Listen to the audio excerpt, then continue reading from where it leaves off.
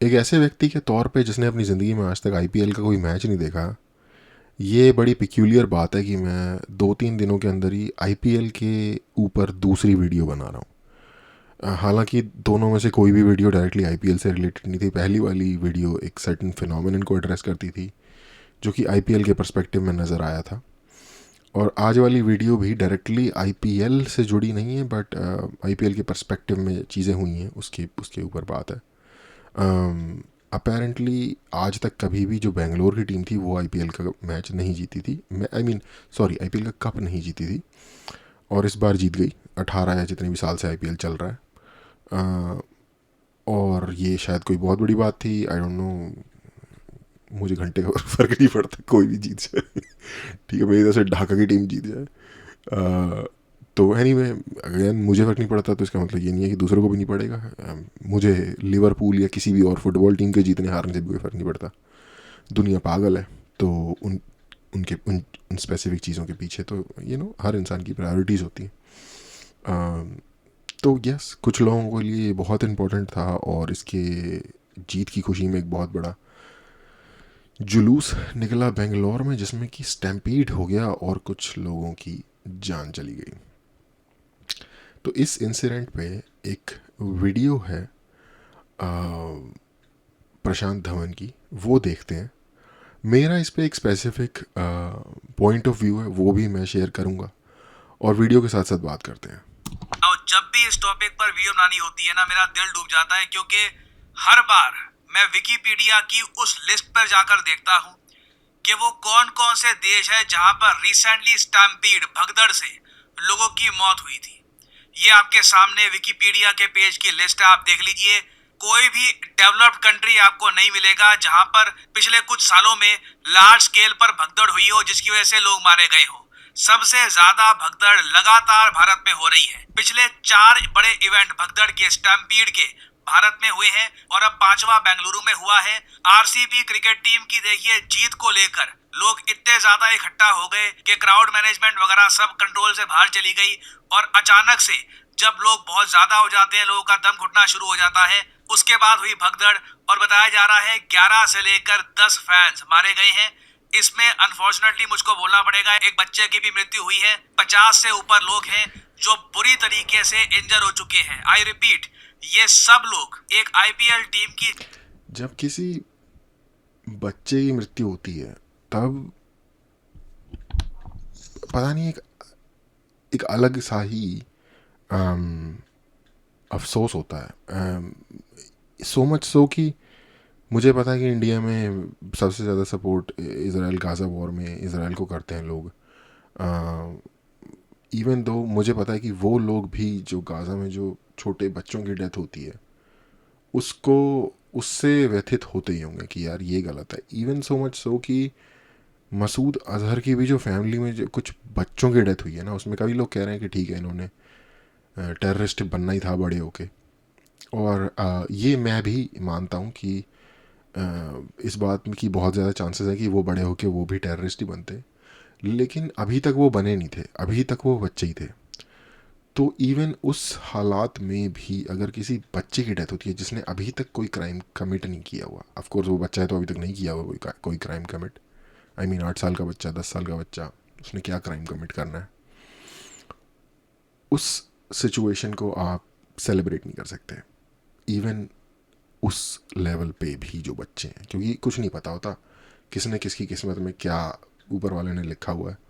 एक हमास के one of the founding leaders का एक बेटा है जो कि अब ऑलमोस्ट 50 साल की एज का होगा, समथिंग यूसुफ नाम है उसका, अमेरिकन सिटीज़न है, अमेरिका में रहता है, और one of the biggest vocal critic है हमास का और ओवरऑल पैलेस्टीनियन की जो जो टेररिस्टिक उनकी टेंडेंसीज है उन बातों का।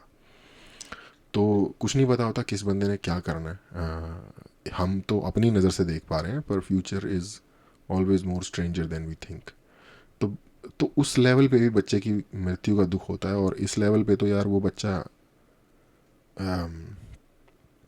क्योंकि तो हमें नहीं पता उसका क्या पोटेंशियल था, क्या वो अचीव कर पाता अपनी लाइफ में, लेकिन वो कभी उस एज में ही नहीं जा पाया। दिस इज जस्ट जीत को सेलिब्रेट करने के लिए चिन्नस्वामी स्टेडियम है उसके पास में इकट्ठा हुए थे। हमारे देश में क्राउड कंट्रोल इतना पुअर है, और अगेन मैं फिर से बोलूंगा, यहाँ पर किसी राज्य, किसी नॉर्थ साउथ ईस्ट वेस्ट ऐसा नहीं है। एज ए कंट्री हम जहां भी जाए ना, हमारे यहाँ क्राउड कंट्रोल की प्रॉब्लम है। हम लोग प्रॉपर तरीके से क्राउड कंट्रोल नहीं कर पाते, और इसलिए आप देखोगे पिछले लगातार मेजर स्टैम्पीड के केसेस हैं, ये सभी भारत में हुए हैं। और उसके पीछे जाओगे तब भी लगातार आपको इंडिया का झंडा दिखता रहेगा, बीच में कभी कभी पाकिस्तान का झंडा दिख जाएगा। बट ओवरऑल सच में बता रहा हूँ, दिल डूब जाता है देख करके। एक तरफ तो हम लोग ये क्लेम करते हैं कि जी जापान को बीट कर दिया, फोर्थ लार्जेस्ट अब इकोनॉमी। अच्छा, इससे जो कह रहे हैं कि कहीं नॉर्थ साउथ की बात नहीं है, नॉर्थ साउथ ईस्ट वेस्ट की बात नहीं है, इससे एक और बात दिमाग में आती है। हमारे देश के जो राज्य हैं ना, बिहार से बहुत गरीब राज्य ले लो बिहार, और बहुत अमीर राज्य ले लो तमिलनाडु, ठीक है, या हरियाणा ले लो फॉर दैट मैटर। इंसान की क्वालिटी ऑफ लाइफ में ना, इन दोनों ही राज्यों में Haryana is one of I think the highest per capita income state, और बिहार आई थिंक लोएस्ट पे होगा, या वन ऑफ द लोएस्ट पे होगा, Haryana one of the highest पे होगा, टॉप 3 में होगा। इवन ये टॉप से लेके बॉटम के बीच का भी जो गैप है ना, वो कोई बहुत बड़ा गैप नहीं है, ठीक है। एक जो लेबर होगा, जो हरियाणा में लेबर है और जो बिहार में लेबर है, उनकी लाइफ ऑलमोस्ट सिमिलरली घटिया है। और जो अमीर आदमी हरियाणा में अमीर है और अमीर आदमी जो बिहार में अमीर है, उनकी लाइफ सिमिलरली ऐशो आराम से है, मतलब फुल ऑफ ऐशो आराम है। कोई बहुत बड़ा फ़र्क नहीं है, 19-20 का फ़र्क होगा, नहीं तो 18-20 का फ़र्क होगा क्वालिटी ऑफ लाइफ में। पर फिर भी हरियाणा और बिहार तो खैर सही कंपैरिजन इस मसले में नहीं है। लेकिन अगर आप फॉर एग्जांपल, मैं कहना नहीं चाहता, लेकिन साउथ के स्टेट्स के अगर आप साउथ के लोगों के कमेंट्स देखो, एक एयर ऑफ सुपीरियोरिटी है कि हम तो भाई तुमसे आगे हैं, हम तो पता नहीं कौन से सुपीरियर लोग हैं हम। अबे भाई बहुत फ़र्क नहीं है हमारे देश में भाई, सब उसी सारे के सारे उसी गंदे झप्पड़ के आसपास ही घूम रहे हैं। कोई गंदे झप्पड़ के थोड़ा अंदर है, कोई गंदे झप्पड़ से थोड़ा बाहर है, बस इतना फ़र्क है सारे गंदे झप्पड़ में ही। ओवरऑल पब्लिक इंफ्रास्ट्रक्चर किसी भी शहर में चले जाओ, चाहे साउथ के सबसे डिसेंट शहर में भी चले जाओगे और नॉर्थ के टट्टू शहर में भी चले जाओगे, पटना में किसी ऐसी जगह पे भी, तो भी कोई बहुत ज़्यादा फ़र्क नहीं होता, ठीक है। वही केओस होता है ट्रैफिक के अंदर, वही हॉर्न बज रहे होते हैं कान में, ची ची ची ची पी पी पी पी हो रहा होता है। तो यहाँ पे कोई किसी से बहुत आगे नहीं है, रत्ती भर का फ़र्क है। और उस रत्ती भर के फ़र्क में लोग अपने आप को सुपीरियर बताते हैं, हम महाराष्ट्र सुपीरियर है, हम साउथ सुपीरियर हैं, कोई किसी को पता नहीं, हर कोई अपनी सुपीरियोरिटी में घूम रहा है, जबकि कोई ख़ास फ़र्क नहीं है। अब सोचो अगर सच में फ़र्क होता, कोई स्टेट सच में यूरोप की किसी अच्छी कंट्री जैसा होता, और कोई स्टेट सच में अफ्रीका की किसी घटिया सी कंट्री जैसा होता, घटिया कंट्री का मतलब जहाँ पे इंफ्रास्ट्रक्चर नहीं है, एग्जिस्ट करता, तब भाई क्या चौड़ होती सोचो इन लोगों की। अपनी कंट्री मैन के अगेंस्ट जो इनका रेसिज्म इतना ज़्यादा है, ये भी सोच के हैरानी होती है, क्योंकि बहुत फ़र्क नहीं है भाई। बेंगलोर जैसी जगह पे भी, जिसको पता नहीं लोग पता नहीं कितना क्या कूल समझते हैं, ठीक है, वहाँ पे भी ये चीज़ें हो जा रही हैं। I am not saying it to put anybody down, मैं ऐसा इसलिए कह रहा हूँ ताकि उन लोगों को जो एक सेंस ऑफ सुपीरियोरिटी के अंदर है कि हम बेहतर हैं, हम बोझ उठा रहे हैं, हम बढ़िया हैं और इसलिए लोग हमारा आके फ़ायदा उठा रहे हैं, उनको ये रियलाइज है कि भाई कोई बहुत ज़्यादा फ़र्क नहीं है, 19-20 का फ़र्क है। लॉन्ग टर्म में 50 साल के टाइम लाइन में ये 19-20 का फ़र्क ही 1000 और 2 रुपये का फ़र्क बन जाता है, लेकिन अभी वो वक्त नहीं आया है। तो एनीवे आई मीन, जिसको जो सुपीरियोरिटी करनी है करो यार, मुझे कोई उस बात से मतलब नहीं है, लेकिन एनीवे बन गए नॉमिनल जीडीपी के मामले में। हालांकि इस स्टैट को काफी लोग डिबेट भी कर रहे हैं, वो कह रहे हैं कि इंडिया मोस्ट प्रोबेबली अगले साल बीट करेगा जापान को। बट क्या हो रहा है हमारे देश में? 2024 जुलाई में हाथरस क्राउड रश हुआ, इस पर भी मुझे याद है मैंने वीडियो बनाई थी। 123 लोग मारे गए। अभी कुंभ मेले में हमने देखा स्टैम्पीड हुई है, 30 से ऊपर लोगों की मृत्यु हुई। न्यू दिल्ली रेलवे स्टेशन, हमारे देश की कैपिटल में स्टैम्पीड होता है, 18 लोगों की मौत होती है। गोवा में स्टैम्पीड हो जाता है। अब एक आईपीएल टीम की जीत हुई है, वहां पर फैंस इकट्ठा हुए हैं, वहां पर भी स्टैम्पीड हो रहा है। Clearly something is very wrong in the country. हमारे यहाँ देखिए स्टैम्पीड को अवॉइड करने के लिए जो प्रोटोकॉल्स हैं किसी भी स्टेट में प्रॉपरली फॉलो नहीं किए जा रहे, और इसलिए मैं आपको बता रहा हूं अगर इसमें हमें रोक लगानी है तो चाहे नॉर्थ साउथ ईस्ट वेस्ट, हमें पैन इंडिया प्रॉपर गाइडलाइंस बनानी होंगी, प्रॉपर लॉज बनाने होंगे टू स्टॉप स्टैम्पीड। नहीं तो हमारे देश की क्या इमेज जा रही है, ये जो चीजें नाइजीरिया वगैरह में होती है वो चीज लगातार हमारे स्टैम्पीड को रोकने के लॉज नहीं होते, पब्लिक मैनेजमेंट के लॉज होते हैं। देखो, पूरी दुनिया में अगर आप जाओगे, कोई भी जो सिस्टम है जिसमें एक बड़ी संख्या में लोग इन्वॉल्व हैं, वो एक सिस्टम होता है, उसके प्रोटोकॉल्स होते हैं। चाहे वो एक कंपनी हो, चाहे वो एक स्पोर्ट्स टीम हो, चाहे वो एक देश हो, चाहे वो एक सिटी हो, हर चीज़ के प्रोटोकॉल्स होते हैं। इसको इस तरह से फंड किया जाएगा, इसको इस तरीके से लोग रन करेंगे, इसकी मैनेजमेंट ऐसे की जाएगी। अगर गाड़ियाँ चल रही हैं तो उनकी जो लेन है उनकी चौड़ाई इतनी होगी, वो उसको इस चीज़ से नापा जाएगा कि कितनी मैक्सिमम चौड़ाई के ट्रक उस पर चलते हैं, उसके हिसाब से। अगर कोई लेन है तो उसका जो टर्निंग एंगल है उसका कितना होगा, जिस हिसाब की गाड़ियाँ या ट्रक उस लेन में जाने हैं, हर चीज़ का एक प्रोटोकॉल होता है, एक प्रॉपर मेथड होता है, जिसका एक कोड होता है, बिल्डिंग का कोड होता है। अगर आप कभी भी इंडिया से बाहर किसी भी डेवलप कंट्री में जाएंगे, आप किसी भी बिल्डिंग में जाना, पब्लिक बिल्डिंग में जिसमें कि प्राइवेट घर नहीं है किसी का, आपको हर जगह, ऐसी जगह जहाँ पे कि एग्ज़िट डोर ना भी हो ना, वहाँ पे भी एग्ज़िट के साइन लगे हुए मिलेंगे और उसमें एरो बना हुआ कि एग्ज़िट किस तरफ है, ताकि आप कहीं पे भी पूरी बिल्डिंग में हो तो आप बिल्डिंग के बाहर जा सको उस एग्ज़िट साइंस को फॉलो करके, और आप चाहे उस बिल्डिंग में पहले कभी नहीं आए, आप जस्ट उन साइंस को फॉलो करके बिल्डिंग से बाहर जा सकते हो। ये चीज़ें जो हैं वो डेवलप्ड कंट्रीज़ में बिल्डिंग कोड में एम्बेडेड होती हैं। जिन जिन बिल्डिंग्स अप्रूव नहीं होती, जब तक आपने इन कोड्स को फॉलो करके बिल्डिंग को ना बनाया हो और आपकी इंस्पेक्शन होगी, तब जाके आपकी बिल्डिंग लॉफुल बनेगी, अप्रूव्ड होगी, जो भी वहाँ का म्यूनिसिपल सिस्टम है उसके द्वारा, जब आप इस तरीके के कोड्स को अप्लाई करोगे। और ये क्यों होता है? इसी तरीके की चीज़ें के लिए होता है। मान लो उस बिल्डिंग के अंदर लोग हैं और कोई इमरजेंसी हो जाए, भूकंप आ जाए, कुछ हो जाए, लोगों को बाहर निकलना है, भाई स्टेप्स जो होते हैं ना, सीढ़ियाँ, उनकी चौड़ाई कितनी होगी? मतलब जैसे 4 फुट की चौड़ाई है या कितनी, ताकि कितने लोग ऊपर नीचे एक साथ आया जा सके। उनकी ऊंचाई और लंबाई, मतलब जो एक स्टेप कितना बाहर आ रहा है ताकि आपका पूरा पैर उस पर आ जाए, इतनी छोटी छोटी चीज़ों के भी कोड्स होते हैं, डिपेंडिंग ऑन कितनी पब्लिक उस बिल्डिंग में आती है, क्या फुटफॉल है उस बिल्डिंग का। क्राउड मैनेजमेंट एक पूरा का पूरा फिनोमिनन है। हमारे देश में प्रॉब्लम ये है, हमारे देश में है खुला खाता, जिसको जो करना है करो, कोई पूछने ही वाला नहीं है। कोई कहीं से गलती से किसी पुलिस वाले की तुम्हारे पर नज़र पड़ गई 2 नंबर का काम करते हुए, पैसे दे दो। इसलिए लॉ होता क्या है, एक मैं आपको बात बताता हूँ। सिक्योरिटी प्रोटोकॉल के बारे में ना, एक जोक मान लो या मीम मान लो या कुछ भी मान लो, एक कहावत मान लो, कही जाती है कि सिक्योरिटी प्रोटोकॉल्स जो होती हैं ना, वो ब्लड से लिखी गई होती हैं, क्योंकि वो प्रोटोकॉल आई ही इसके नतीजे में होती हैं कि लोग मरे होते हैं।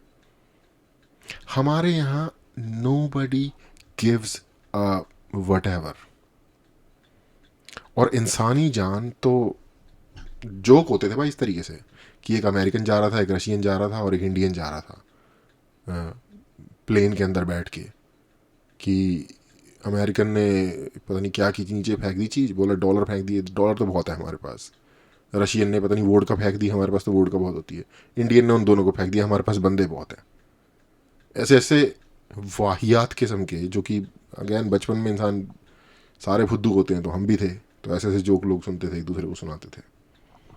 अब समझ में आता है कि क्या घटिया दिमाग का लेवल से ये जोक निकल के आया होगा। देश में होती जा रही है। एक बार को नाइजीरिया भी थम जाता है, 5 लगातार स्टैम्पीड दुनिया के किसी देश में नहीं हो रही सिवाय भारत के। और जो ये आरसीबी सेलिब्रेशन वाली स्टैम्पीड है ना, इसमें मुझे यकीन नहीं हो रहा कि लोग मर रहे हैं। इतनी ज्यादा भीड़ हो गई कि जो प्रशासन है कंट्रोल नहीं कर पा रहा। पता लग गया सबको कि स्टैम्पीड हुई है, लोग मारे गए हैं, तब भी विक्ट्री सेलिब्रेशन नहीं रुक रही। स्टैम्पीड का मेंशन तक नहीं किया गया कि हम एक सेकंड के लिए रुक के ना श्रद्धांजलि देना चाहेंगे। Rao Shivshankar, unbelievable victory celebration broadcast of RCB parade continues. No mention of stampede not done. Okay. उन लोगों को जो मारे गए यहाँ पर वो फैंस थे। वही जो मैं बात कह रहा हूँ यार, इंसानी जिंदगी की कोई वैल्यू नहीं है भाई। तुम्हारी वैल्यू टके की नहीं है बेसिकली, ये लगा लो एज एन इंडिविजुअल, अगर तुम एक आम इंसान हो। और मैं ये सोच रहा हूँ जो ये मरे हैं इनके बारे में अगर कोई इनका रिश्तेदार प्यारा पूछता होगा कि यार कैसे उसकी मृत्यु हो गई, तो क्या वो कहेंगे आईपीएल के मैच में रॉयल चैलेंजर जीत गई थी तो उसकी सेलिब्रेट कर रहे, बेंगलोर की टीम जीत गई तो उसकी सेलिब्रेट कर रहे थे, उसमें मर गए स्टैम्पीड में। मतलब भाई I am so sorry to say, किसी को मेरा ये नहीं है मकसद बुरा लगने का, लेकिन इसको लिटरली कुत्ते की मौत कहते हैं भाई। ये क्या जिंदगी में आप अपनी इज्जत दे रहे हो अपने आप को।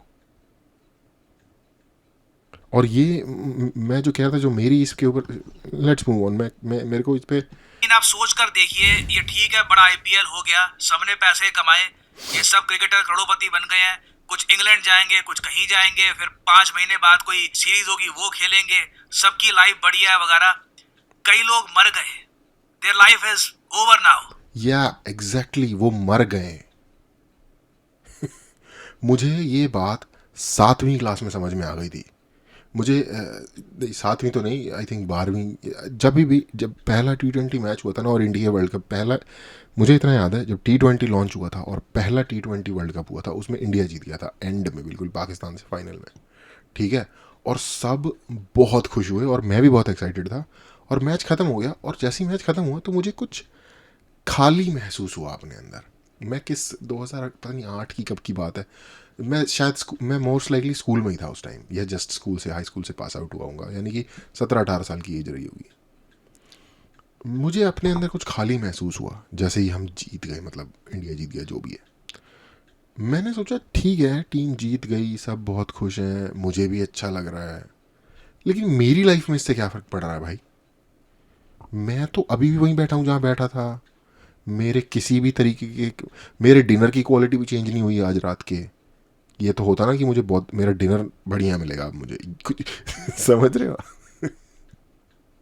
So it was like an Epiphany. और उस दिन के बाद से मैंने कभी भी आज तक एक पूरा क्रिकेट मैच नहीं देखा। पूरा क्या, मैंने आधा भी नहीं देखा उस दिन के बाद से लेके आज तक, जो भी मेरी 17-18 साल उम्र रही होगी। और आईपीएल के मैचों का तो मुझे पता नहीं होता कब आते हैं कब चले जाते हैं आके। इस बार थोड़ा सा इसलिए इस चीज़ के ऊपर अवेयरनेस है क्योंकि आई थिंक पाकिस्तान का जो आईपीएल होता है वहाँ पे भी कुछ हो रहा है इस तरीके का, और जो ऑपरेशन सिंदूर हुआ था उस वजह से ये रुका चला कुछ इस तरीके की सिचुएशन हुई है। तो इसलिए मैं अवेयर था इस बार से कि ये चल रही है ये चीज़। यार ये चीज़ें आपकी लाइफ में इंपॉर्टेंट, मैं आप जो इंडिविजुअल हैं आपसे बात कर रहा हूँ, हिंदुस्तान की जनता की, अगर आप एक यंग इंडिविजुअल हैं भाई, find out something in your life that is important for you. इस सेंस में नहीं कि बस आपको लगता है इम्पोर्टेंट, जिससे कि आपकी लाइफ में कुछ चेंज आएगा अगर कुछ उसमें आप कर पाते हो अचीव। तो तब भी सेलिब्रेशन चल रहा है। ये जेन्युइनली यहाँ पे हमको सोचना होगा कि एज ए सोसाइटी हम लोग वैल्यू करते नहीं है क्या ह्यूमन लाइफ को, इतना नहीं करते ना। एक यहाँ पे अब अभी भी शक है। बेसिक क्वेश्चन ये भी आएगा आपका कि लगातार इतनी सारी स्टैम्पीड भारत में हो क्यों रही है, क्योंकि clearly this is a deeper national issue. ये कोई ऐसा नहीं है कि रैंडमली कहीं पर हो गया या फिर एक स्टेट में ही हो रहा है लगातार। This is a pan India problem. ये क्यों हो रहा है भारत में? मैं कहूंगा 80% जो स्टैम्पीड्स होती है उनका रीजन होता है poor crowd control. Poor crowd control का मतलब ये होता है एक एरिया है वहां पर लिमिटेड नंबर ऑफ लोगों को आना चाहिए। वैसे वेस्टर्न कंट्रीज में तो ना इन लोगों के यहाँ एक गाइडलाइन के हिसाब से काम करते हैं कि पर, ये वही बात है जो मैं बोल रहा था, हर चीज़ के कोड्स होते हैं, प्रोटोकॉल्स होते हैं। अब ये एक सर्टेन प्रोटोकॉल समझा रहे हैं कि पर 1.5 पर स्क्वायर मीटर 6 लोग होंगे, स्क्वायर मीटर इतने लोग होने चाहिए डिपेंडिंग ऑन कंट्री। इधर आप देख पाओगे अगर पर स्क्वायर मीटर 1.5 के आसपास लोग हैं, इधर यहाँ पे आप देख पाओगे 1.5 पीपल है, काफी हद तक मैनेजेबल है, स्टैम्पीड नहीं होंगी। 2 पीपल पर स्क्वायर मीटर खतरा धीरे धीरे बढ़ना शुरू हो जाता है। 2.5, 3, फिर जब आप पहुंच जाते हो ना 5 पीपल पर स्क्वायर मीटर पे, ये अब एक ऐसा जोन आ चुका है जहां पे कहीं से भी एक्स्ट्रा फोर्स कहीं से आ गई ना तो लोग एक दूसरे पे गिरना शुरू हो जाएंगे, क्योंकि पर्सनल स्पेस कुछ मूवमेंट का स्पेस गायब हो जाता है और लोग पैनिक करना स्टार्ट कर देते हैं ऐसी सिचुएशन में। और इंडिया में इससे मुझे एक और बात याद आई। आप में से जिस भी व्यक्ति को कभी इंडिया से बाहर स्पेशली किसी डेवलप्ड कंट्री में जाने का मौका प्राप्त हुआ होगा तो आपको रियलाइज़ होगा इंडिया में पर्सनल स्पेस नाम का कॉन्सेप्ट ही एग्जिस्ट नहीं करता। लाइन में लोग खड़े होते हैं, एक दूसरे की छाती के साथ अपनी पीठ लगा के खड़े होते हैं और कुछ और भी लगा के खड़े होते हैं नीचे ऊपर का। अरे यार तुम चिपक के खड़े हो चाहे थोड़ा सा गैप लेके खड़े हो जाओ, नंबर तो तुम्हारा उतने ही बंदों बाद आएगा ना अगर तुम लाइन में लगे हो। ये छोटी छोटी इस तरीके की बेसिक अंडरस्टैंडिंग की बातें हमारे यहाँ के मास्टर्स ग्रेजुएट्स को नहीं पता होती।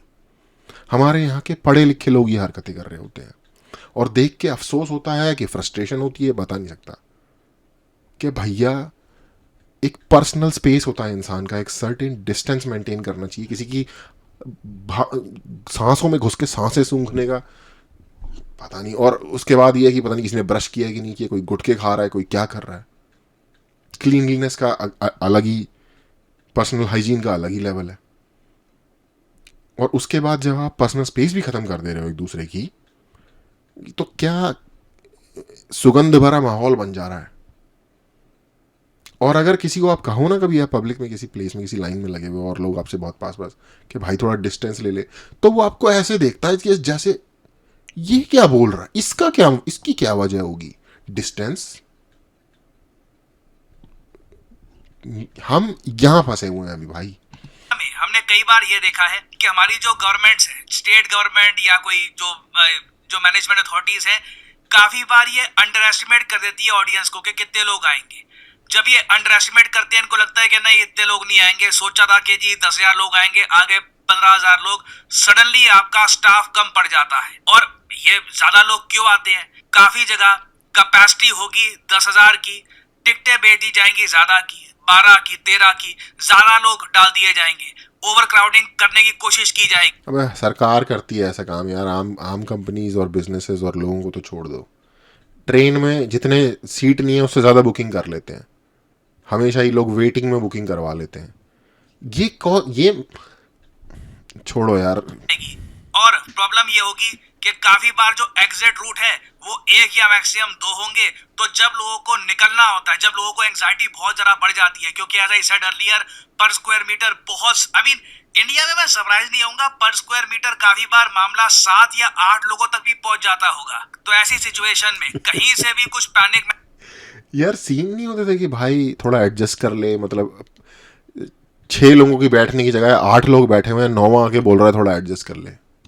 महसूस हुआ, लोगों को लगा कि मुझे बाहर निकलना है, जाना है, सडनली स्टैम्पीड स्टार्ट हो जाएगी। और मुझे थोड़ा ये भी बोलना पड़ेगा, देखिए हमारे यहाँ जो क्राउड बिहेवियर है वो भी इतना अच्छा नहीं है। हमने जापान को बिल्कुल बीट कर दिया होगा नॉमिनल जीडीपी में, पता नहीं कोई कह रहा है। भाई जापान को हम समाज के तौर पे जब बीट करेंगे ना, 100 साल में मुझे नहीं दिख रहा वो होता हुआ जो बिहेवियर है लोगों का 100 साल में कर दिया। कोई कह रहा है कि रुक के करेंगे, मैं थोड़ा सा भी वेट करूंगा कंफर्मेशन का।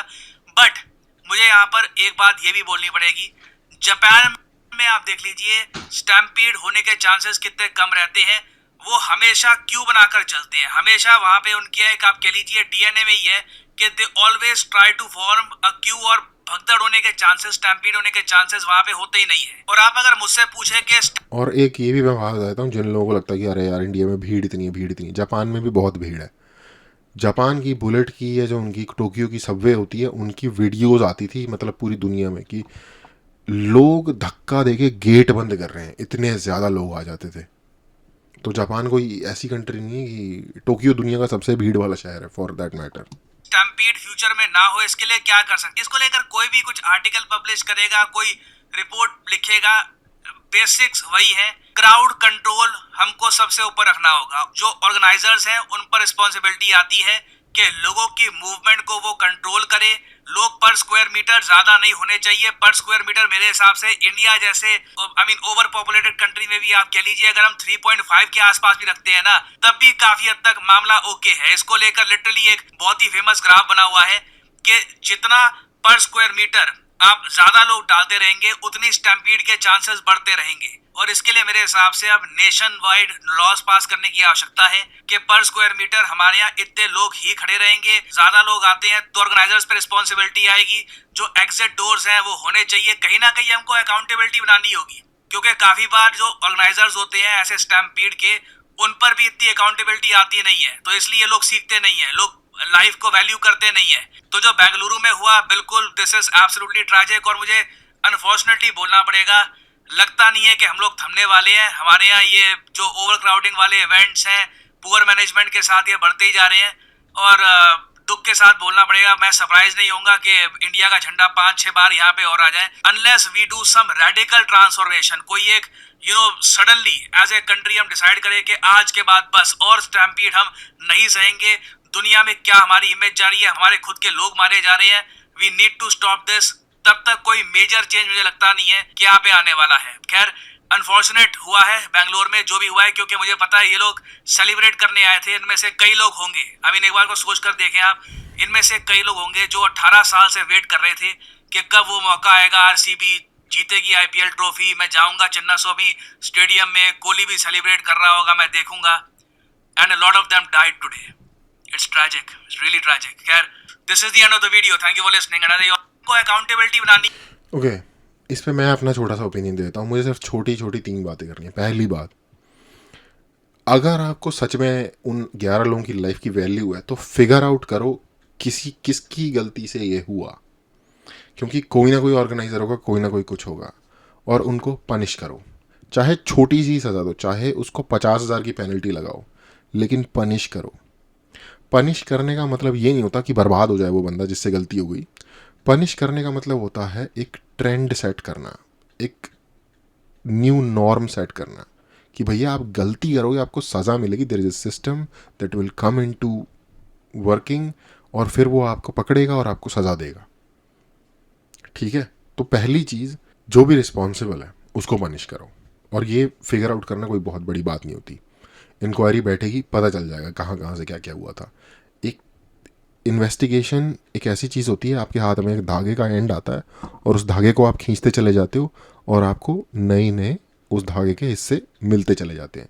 ये एक बेसिक क्या है इन्वेस्टिगेशन को समझने का एक एग्जाम्पल है, मेटाफर। दूसरी चीज़ कि इंडिया में एक बहुत बड़ी प्रॉब्लम है, और मैंने जब ये चैनल स्टार्ट किया था 2018 में, मैं तब से इसके ऊपर बात कर रहा हूँ, जब मैंने किसी को इस मामले में बात करते हुए नहीं सुना था, कि इंडिया में police, just number of policeman शहरों के अंदर इनफ है ही नहीं, या फिर कहीं पे भी इनफ नहीं है। हम एक्सट्रीमली लैग बिहाइंड हैं in terms of number of policeman जो कि प्रॉपरली शहर के कानून को सही से चला सकें। शहर या कोई भी वो जगह जहाँ पे लार्ज अमाउंट ऑफ लोग इकट्ठे होते हैं, वहाँ के लॉ एंड ऑर्डर को चलाने के लिए जो एक पर्टिकुलर या एक अप्रोप्रिएट नंबर ऑफ पुलिसमैन चाहिए होता है, हम उसमें बहुत पीछे हैं। तो हमें अपने लॉ एंड ऑर्डर को बेटर बनाने के लिए बहुत सारी पुलिस हायर करनी पड़ेगी, और उनकी ट्रेनिंग, जो भी दुनिया में लेटेस्ट रिसर्च है पुलिस ट्रेनिंग से रिलेटेड, उसके बेस पे उन्हें प्रॉपर ट्रेनिंग देनी पड़ेगी, जिसमें ऑफ कोर्स इंडिया का कॉन्टेक्स्ट भी, इंडिया की जो ग्राउंड रियलिटी है उसका भी हमें कॉन्टेक्स्ट ऐड करना पड़ेगा। अमेरिकन स्टाइल की पुलिसिंग इंडिया में नहीं चल सकती फॉर एग्जांपल, और for that matter Japanese style की भी नहीं चल सकती। हमें इंडिया की सोसाइटी के हिसाब से बट जो बेस्ट प्रैक्टिसेस हैं उन्हें इनकलकेट करते हुए करना होगा पुलिसिंग का। तो ये तो हैं 2 चीज़ें जो कि लाइक उठाने लायक कदम है, जो छेद हमें दिख रहे हैं सिस्टम के अंदर। और तीसरी है एक इंडिविजुअल, हम एज ए नागरिक के तौर पे, कि भाई आप अपनी ज़िंदगी में वो चीज़ें बनाओ जिनकी सच में कोई वैल्यू हो। ऐसी जगह जाओ जहाँ पे सच में आपकी कोई इज्जत हो। ऐसी जगह जा रहे हो जहाँ लाखों बंदा इकट्ठा हो रखा है, आपको पता है वहाँ कोई इस तरीके की अगर बात हो गई तो कैसे बचोगे। अपनी ज़िंदगी की खुद भी तो वैल्यू दो ना। ये तो हमने यहाँ बहुत कह लिया कि सरकार वैल्यू नहीं देती, देश वैल्यू नहीं देता, समाज वैल्यू नहीं देता ह्यूमन लाइफ की। बंदे भी कहाँ दे रहे हैं अपनी लाइफ की वैल्यू? जब आप किसी जगह जा रहे हो, क्या आपका फ़र्ज़ नहीं बनता ये देखना कि यार मैं कहाँ जा रहा हूँ, वहाँ कितने लोग होंगे, वहाँ अगर भगदड़ मच गई तो मैं कैसे निकलूँगा? हफ्ता नहीं हुआ है, लिवरपूल जीती थी, ये सेम इसी तरीके की परेड लिवरपूल में निकल रही थी यूके में। एक बंदे ने वैन ला के घुसा दी और पता नहीं कितने सारे लोगों को इंजर्ड कर दिया या मृत्यु दे दी। ये सब पढ़ते नहीं हैं आप? ये सब आपको दिखता नहीं है क्या हो जाता है दुनिया में भीड़ के साथ साथ? एक ह्यूमन लेवल पे जो आपका ह्यूमन इंस्टिंक्ट है प्रिजर्वेशन का, उसके रेड फ्लैग्स ऊपर नहीं चले जाने चाहिए जब भी आप एक बहुत भीड़ भाड़ वाली जगह पे हो, कि भाई अगर कुछ हो गया तो मैं निकलूंगा कहाँ से? इस चीज़ का मेक श्योर कर लूँ, अपने आप को उस पोजीशन में ना डालूं जहाँ मैं घिर गया हूँ बहुत बड़ी भीड़ से। मैं जब छोटा था तो मैं राजस्थान में एक रिलीजियस जगह पे गया था। वो मेरा एकमात्र ऐसा एक्सपीरियंस है मेरी लाइफ का, जब वहाँ इतनी भीड़ थी कि आप कुछ नहीं कर सकते उस भीड़ के अंदर अगर आप फंस गए हो तो। अब तो वो भीड़ एक समुंदर में, अगर आपने कभी स्विमिंग की हो ना, तो जैसे समुंदर की लहर आपको मूव करती है इधर से उधर, वैसे वो भीड़ आपको मूव करेगी इधर से उधर। आप एक समुंदर में हो और अगर वो भीड़ गिर जाती है या फिर वायलेंट हो जाती है तो फिर आप, अगर आपकी ज़िंदगी लिखी है तो बचोगे, नहीं तो समझ लो। तो अपनी टाइम को रिस्पेक्ट दो भाई। आरसीबी जीत गई, अबे क्या फ़र्क पड़ता है भाई, जीत जाए हार जाए ऐसी की तैसी में जाए। वो चीज़ें जो ज़्यादा कीमती हैं लाइफ में, और जहाँ आपको इज्जत मिलेगी, और जहाँ पे मेहनत करने का फ़ायदा आपकी अपनी लाइफ में दिखेगा, उन पे फोकस कर लो भाई। ऐसे मुफ्त में अपनी ज़िंदगी मत दो। जो आपके माँ बाप ने आपको मेहनत से पढ़ा लिखा के बड़ा किया है, वो ज़िंदगी उनके लिए तो शायद दुनिया की सबसे इम्पोर्टेंट वैल्यू हो, उसको ऐसे किसी और की जीत में लुटा मत दो।